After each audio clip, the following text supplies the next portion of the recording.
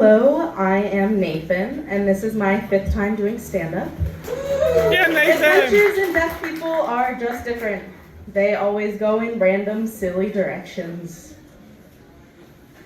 For example, last summer, I realized that I needed to be bolder, not miss out on life experiences. And my friend, my deaf friend, I'll call him D, texted me, asking if I wanted to go to a nude beach with him. Okay, not that type of bold, but I guess I'll do it. So, disclaimer, this story will not include much nudity, but since imagination is essential to storytelling and you're trying to picture me nude, please envision I have washboard abs and that I'm Henry Cavill. So, Dee and I were planning to go around early August. So, it happened that our old friend Matthew would be in town. We all grew up together, just like brothers. We went to a very small deaf elementary school. And Matthew wanted to go see the school again, so he invited us to come. So why not bring him along after the tour to go to the Nude beach? So we would catch up on the 5 years since he moved away while going to the Nude beach. So I texted Matthew, and he said, I'll think about it.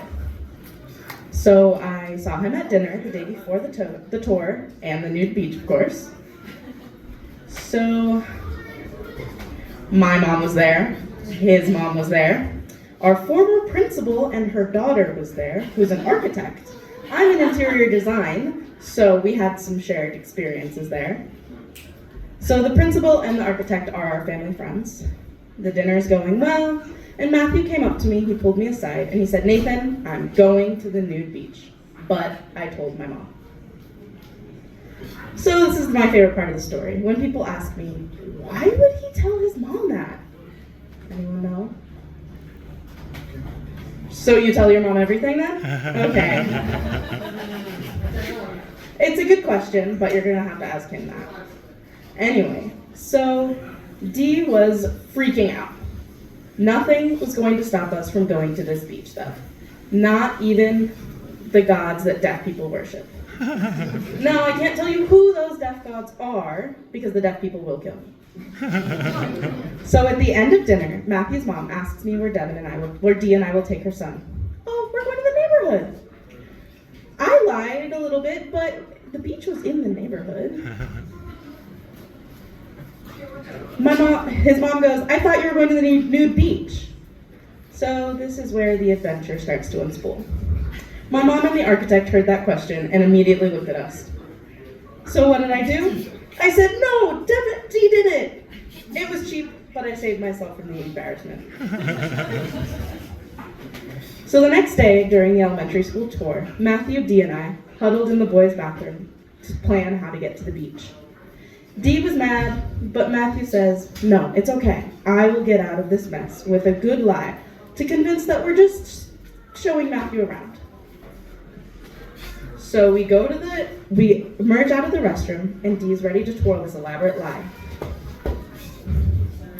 You still want to go to the Nude beach, right? Matthew's mom asks. I don't have enough time to drop you off. And I go, no, it was Dee's idea, making sure that everyone knew that my hands were nude of any wrongdoing. Dee hit me on the shoulder, but my dignity was safe. The principal realized that the Nude beach was right near her house and volunteered to drop us off. We looked at each other, our former principal, knowingly dropping us off at a nude beach, all because Matthew told his mom. Sure, that worked. Whatever, we will praise the deaf gods. When we arrived at the beach, I pointed and shouted at a nude person like we were at a safari. Look, a nude person! We made it! Again, Dee punched me to shut up. I cannot go any further on what happened because the deafs will murder me. But the moral of the story is don't ever tell your mom. Everyone knows that it's important that you tell your dad. There's a good chance that he's a certified nudist who can give you tips on how to avoid sand in all the wrong places.